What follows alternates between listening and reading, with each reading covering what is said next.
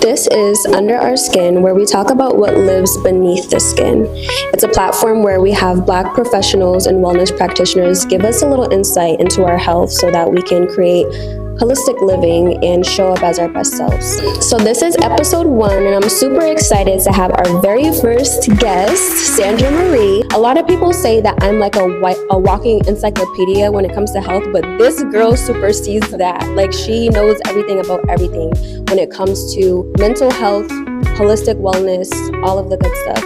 So Sandra, introduce yourself. Tell us a little bit about what you do. Yes. Hi, everyone. My work sits at the intersection of mental health, nervous system regulation, embodiment, creativity, and fashion psychology. So Sandy, many of my audience or my clientele are high-level professionals, entrepreneurs, moms, women, men. Obviously, we know that I treat people of color. And I think one misconception, or even something that we all carry with ourselves, a lot of us carry with ourselves, there's really no time for us to think about how we feel, how our bodies are feeling when it comes to mental health or even just overall health. And I know for me, I've had times in entrepreneurship where, you know, I'm just like, okay, well, I'm building this thing and I might not feel my best one day, but I just have to keep on going. And so my question to you is, how can we identify burnout? So the thing is, it's deeper than just emotions. It's nervous system regulation, right? So for you to know if just because you're high functioning or you're doing the thing doesn't mean that you actually have the capacity. Like, you can learn to perform well, right? But it doesn't mean that you have capacity. That's really good. So that's really good. So I think the biggest takeaway is understanding your body, right? Because just because you're calm or you're calm appearing does not mean that your nervous system is regulated. I think that when your nervous system is regulated, what happens is you are in a space where you are adaptable and flexible, right? You're still going to experience, with a regulated nervous system, you're still going to experience a range of emotions, a range of experiences, because you're human and life be lifing, you know? So it's a part of becoming aware. So part of the work that I do is building relationships with the body. So navigating people back into their bodies to understand their bodies so they can learn to just be and recognize before they even start going down that slippery slope. When it comes to anxious symptoms, I don't enjoy diagnosing because, especially when it comes to the nervous system, what happens is your symptoms can mimic depression. It can mimic anxiety. So I think that we are a little delayed. I see there's a lot of traction in really studying the nervous system. And I think we need to do more of that because there's a lot of diagnoses that just mimic a dysregulated nervous system. I love how you said, just because we're calm doesn't mean that our nervous system is regulated. And I think a lot of the time we're just wired to look at the outward appearance, or like, even for me, like, hey, today I feel fine, but that doesn't mean that my nervous system is still not in survival mode from what happened earlier this week, or even just the pressures of being an entrepreneur. A question for you, you mentioned that we have to build awareness. What are the first steps to actually building awareness? Asking yourself the question, checking in with yourself daily. What am I feeling right now? Right? So if you need to close your eyes so you can see, right? Because part of that is really building awareness of what's coming into your body, right? Sometimes it can be just somatics, right? It can be your shoulders are tight. It can be you're clenching your jaws, right? While you sleep, or maybe during the day, you find yourself having tension headaches, right? These are all signs that there's something happening in your body. Posture, I'm big on posture. I think posture also is notifying, there's a signal going on here, right? So I think there's a lot of scientific studies, for example, that are, they talk about the Superman pose. Like, before you go and give a speech, there's a reason why you get in that Superman pose, right? That ascension, right, allows your brain to process like, I'm okay, I'm safe, right? I like that. But no, I think that's really good because for me, I notice when I'm going through just stressful periods, I definitely tense up in my like, you will know if I'm going through something if my back is hunched. And I'll say this, one thing that has helped me when it comes to, because you said close close your eyes, but like open your eyes. And I like that because I know even in our own conversations, you've mentioned, like, we talked about insight and really paying attention to our internal bodies. And when I first started on my wellness journey, one of the biggest things was having mindfulness. And sometimes what that looks like for me is like before bed, closing my eyes and literally just doing like a body scan. Like, how does my, like you said, my jaws feel? How does my neck feel? How does my shoulders feel? Like, literally trying to loosen up every part of my body before I actually rest so that I can rest. Because we don't realize that throughout the day, like, we felt so many different emotions and different parts of our bodies could have tensed up. And I agree with you that honestly is most likely going to be the first sign that you can be aware of. Yeah, because awareness builds introspection. And introspection allows you to really process, and like you said, body scan is one way to do it, but breathing, right? The gift of life is breathing. Are you breathing short and shallow, or are you breathing deep and long, right? There's a saying that goes, the only difference between fear and excitement is in the breath, right?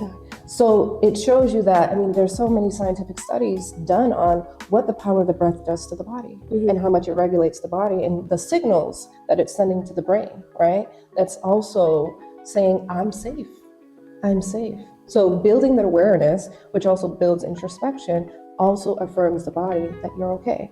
As you said, like, you're going through the day, the motions of life, you're dealing with people, you're dealing with high demands. In America specifically, we are living in a society where we are the hamster on the wheel. We are going. We're like, okay, I've done all of these things. I checked off all these tasks, but I'm still on, right? And that's a part of a dysregulated nervous system. I think a lot of it is environmental, but how do you know if you're not spending the time with yourself? Yeah, I think that's so good. And that actually is going to lead me into my next question, but how you just said, like, it's like a checklist, because we live in a world where everything, especially when it comes to wellness, I think that's an emerging space. And even there's so many wellness coaches and we see so many different modalities that we should be doing.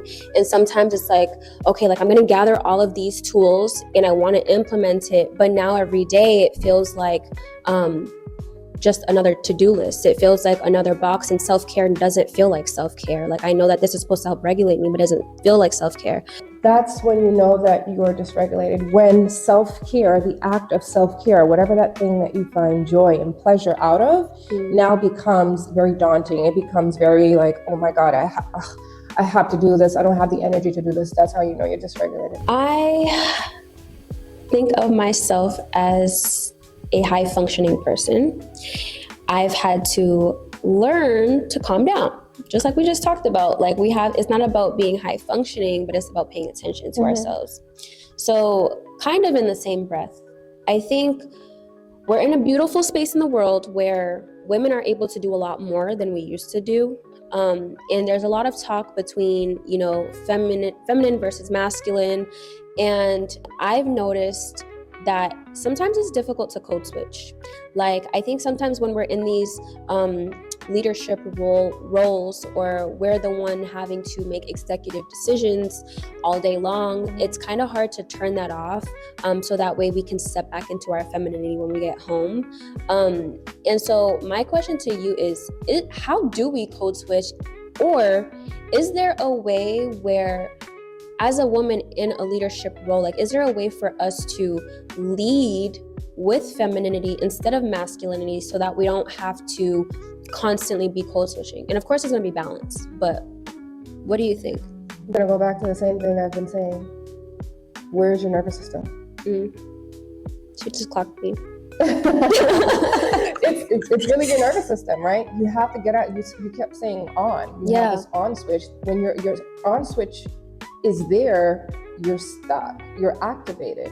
And then that leads to overwhelm, that by the time you get home, you're not even centered, you're not even worried about you, you're worried about what you're going to be doing to get to tomorrow. Yeah. Right? So you're dysregulated. So the answer will always be, how do you go back to having a regulated nervous system? Okay.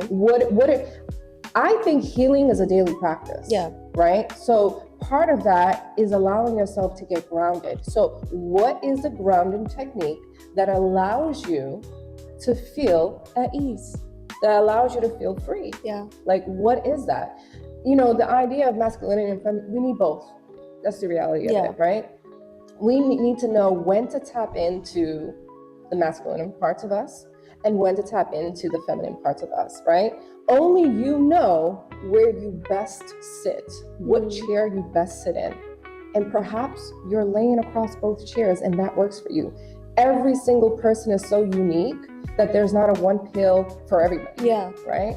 But the one pill, if we're to sort of speak, is your nervous system, right? Where are you within that, right? Think of the ladder, right? We went through the ladder, the overwhelm, the activation, and the safety. Where are you within that? And I like using Likert scales because it gives you like a focus point of understanding where you are daily. And then when you understand where you are daily, you can understand actually at what point that I become dysregulated. What happened during this Monday that at 3 p.m. when I checked in with myself, I was at a 1. Yeah. And I'm usually at a 4. Yeah. Right. Because I think when you just explained that, it took away, we took away the gender aspect. We took away the masculine or feminine roles. Like you said, both are required and necessary. But the one thing that we all have in common is our nervous system and is how it responds to different things. And I think even that is something that I've personally been practicing, is trying to check in with myself throughout the day. But I'm going to definitely start being a little bit more intentional. And I invite all of you guys to start being more intentional about certain points in your day. Like before you go into the next thing, actually taking time to take inventory and just like reset yourself. One thing that I used to do before is meditating in the morning and meditating in the evening. And some people choose to do either or. But if you think about it, like, especially if you're an early riser, even if you're not an early riser, if you're on from morning till night, there's a bunch of different things that happen between that time frame. And it's like, you're not just going to need just one reset. And I like what you said, because it helps us to normalize checking in with ourselves throughout the day and not just having one designated part of the day for that, because it's a continuous thing. We're continuously on. Even with meditation, right? There are going to be some seasons where you wake up in the morning, it's like, right? And there's going to be some seasons where, you know what, this morning, I just need to get up and go drink some water and look out the window. Literally touch grass. No, seriously, I think we have too much stimuli. And you need to be able to recognize what those things are, right? And how you do this, there's going to be a gazillion ways that you can do this within yourself. But I know that when you're, dysregulated, it's a lot harder to sit with yourself. But that's where I will always go back to the power of breathing. It doesn't require you to think. It doesn't require you to do anything. It just requires you to say, okay, breathe in. Exhale. And be. You can actually co-regulate an entire room by breathing out loud. There's so much scientific studies done on co-regulation. Wait, I have a secret.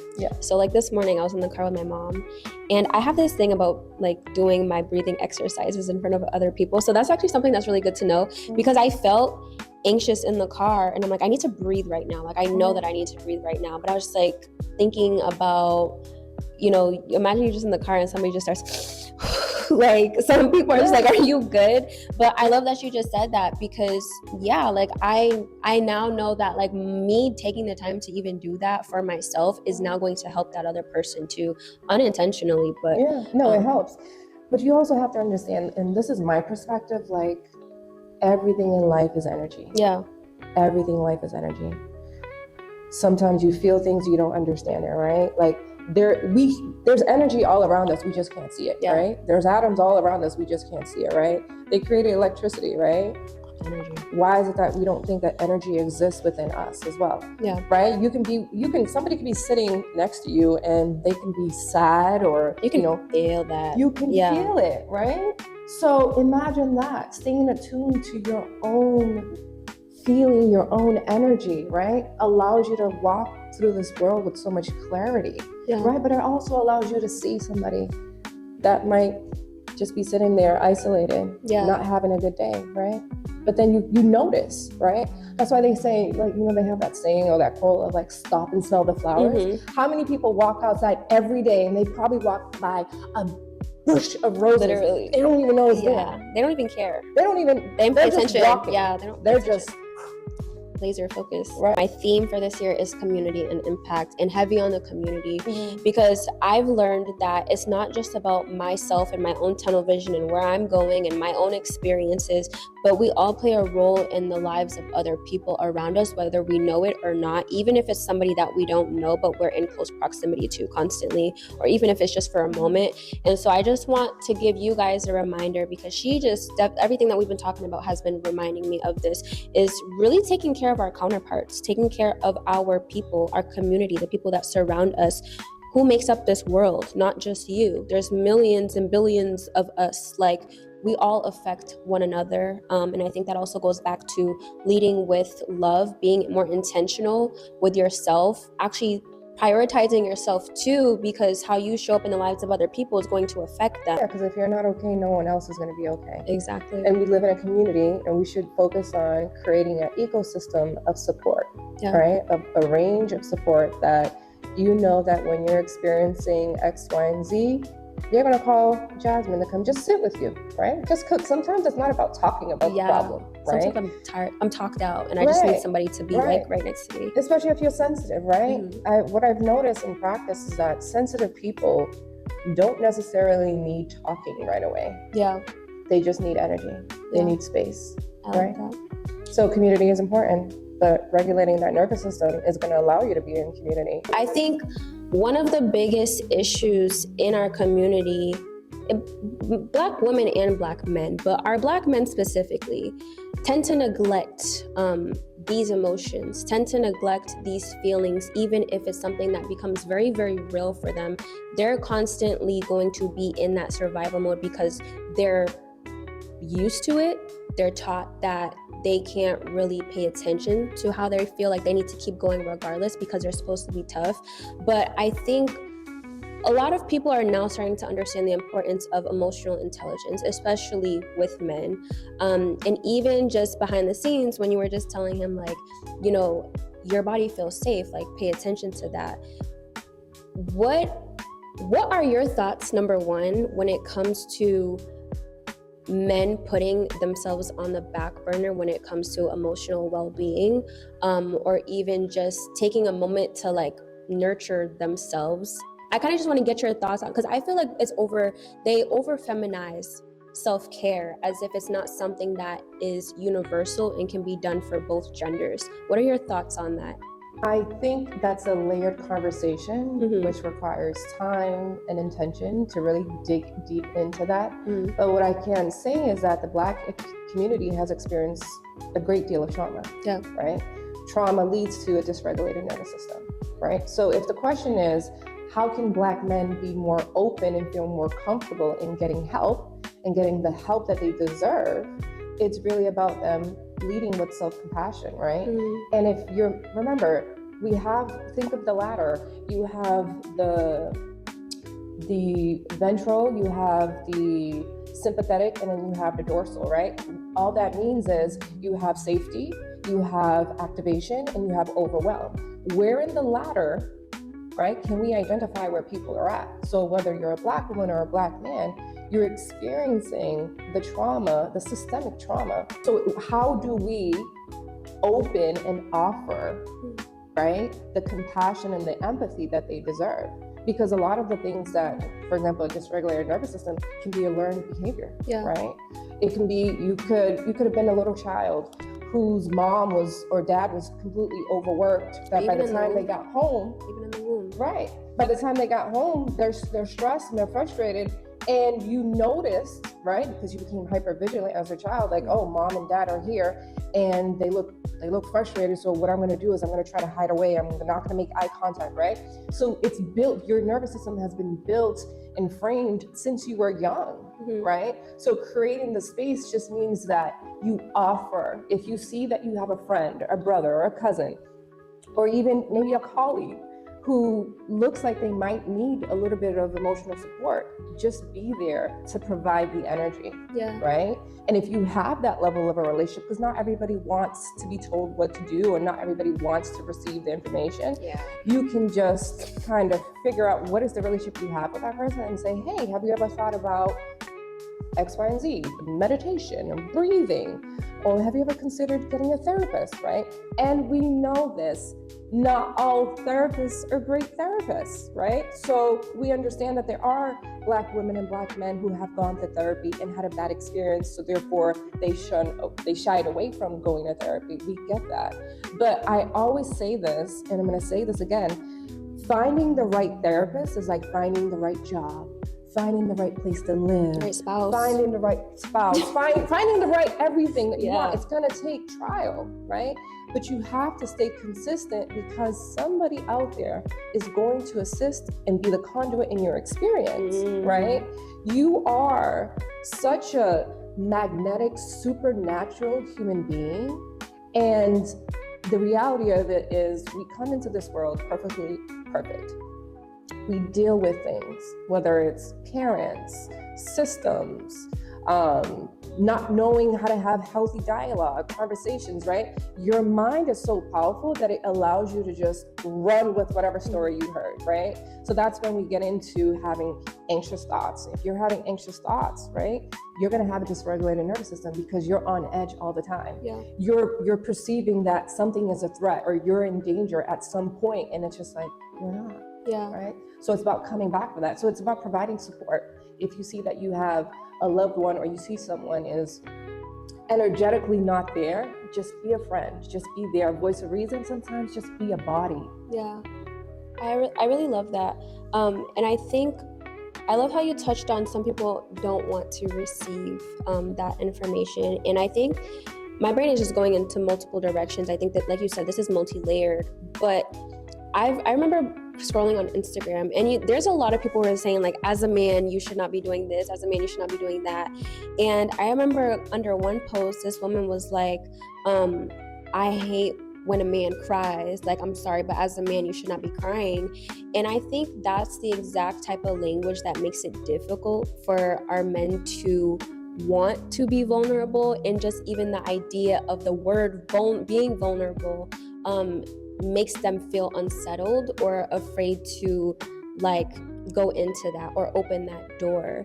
And so you mentioned one of the biggest parts is providing support and creating an environment where we can nurture that safety, because we expect men to keep us physically safe. As women, what do you feel like our role is in creating emotional safety for our men? I know that you kind of just touched on that. Yeah, I'm going to say a couple of things. I think you need to check yourself, right? You need to think about what you say before you say it. Right? It makes me sad to know that there are men in the world, or even women, right? But specifically because you brought up the question of men, Black men, that don't feel like they have a safety space. Right? They don't have a safe space where they can cry, right? I encourage men to cry if I have male clients. Because like, you're human, you're real. Like, now I know that you're real. And I think it's, again, understanding who you have around you, right? Because part of having a dysregulated nervous system means that you are isolating, right? That you are alone and you feel like you don't have support. So you need to have support. Whether that looks like a professional support, or whether that looks like, a friend, a pastor, right? There's just so many people who out there, when you are around them, you feel whole, even if it's for a second. Who is that person? Because that is the energy that you should be having around you, right? So part of having a dysregulated nervous system goes back to having no boundaries, not knowing what your boundaries are, whether it's with people or within a system, right? Do you know what that is? So I think that what we can offer, right? I think that as a collective and as a community, we get further, right? For sure. We heal as a collective. If we can learn to heal as a collective, we will transcend time, and we will create a world where everyone is feeling balanced, everyone is feeling love, right? Giving love doesn't cost a thing. It really doesn't. And I think I'm Christian, you guys know this, and the Bible says that, you know, it's important to be kind, it's important to have goodness and all of that, but the most important thing that supersedes all of that is love. And even before I got deeper into Christianity, when I was learning about Ayurveda, and just that whole realm, it's the same thing. Like, we were taught that Maharishi taught us that, you know, love is the most important thing. That's the highest on that spectrum, and it supersedes all things. And I think we need to just remember, like, step into love and be an embodiment of love when you're interacting with anyone or when you're interacting with yourself, and really remembering, like, you know, I'm not weak for wanting to pay attention to how I feel for a second. Whatever is going on at work or whatever else I have to do, like, that can actually wait. Like, the world is not going to come crumbling down if I have to put a pause on that, because realistically, we cannot show up in work, in purpose, in marriage, in the household, in our own lives, or whatever our passions are, if we are not feeling our best. And that best can look different. We're not always going to be 100%, but if you can get as close to that, I feel like if you can get to as close to that 100% as possible each day, and not have to try to force yourself to do something when you genuinely don't feel that way, like you don't feel like you're ready to do it, or you don't feel like you have what you need to be able to go and execute that. You need to take inventory of that. I'm very big on, I'm not going to, well, I think this just now started to happen, because even last year I wasn't like this, but I think now I'm really learning to prioritize, like, how does Jasmine feel today? I can set a whole bunch of things to do on my to-do list, but I learned to stop trying to check off boxes and stop trying to move from productivity, but just taking inventory of, like, how do I feel? What types of tasks do I have the capacity to even do today? Because I think we set ourselves up for failure sometimes when we're just like, okay, we need to do X, Y, Z, the business needs this, work needs that, the kids needs that, but, like, what can I give today? And I think when we do it with that perspective in mind, we're able to experience more success with those specific tasks. You know what I mean? Does that make sense? It makes sense. I think that the beauty of all of what you're saying is it's to have capacity. Yeah. How do you know when you have capacity versus when you're being performative? Yeah. Right? And I think we have to, again, I'm always going to go back to the nervous system, because when you are balanced within your nervous system, you're adaptable. You know when you need, you know when you need to slow down. You know when you need to go forward, right? You know when you have enough to give, but also you know you're living. Like, what does that mean for you as a human? What does living mean? What does being present mean? Yeah. Because most of the time people are escaping or avoiding. We're on autopilot. You wonder why you can't find joy. Yeah. Right? In some of the simplest things, especially when it comes to self-care. Yeah. Dysregulated nervous system will always put you in that position where you're symptomatic, right? And your symptoms are mimicking all sorts of stuff. And what you really need to do is slow down. Yeah. Right? I'm telling you, the power of the breath is really going to shock your system and allow your system to say, okay, I'm all right. Everything is okay. I'm not dying. You're not dying, guys. You're not dying. So, Sandy, I just want to say thank you. It means a lot having you here. You're somebody that's very important to me. So I'm excited that I got to have you on the first episode of this new podcast. And just a reminder of some things that we talked about today is, you know, take inventory of how you're feeling. Check in with yourself before you go out into the world. How is your nervous system doing? And just remember the role that you play in the lives of those around you. Yeah, put yourself first and don't feel bad about feeling good, right? Because a lot of the things that you'll be going through in life means that you're going to be unlearning and relearning in a way that you operate at your fullest capacity. Yeah. So treat yourself well. You guys can find her on Instagram at Sandra Marie _I am.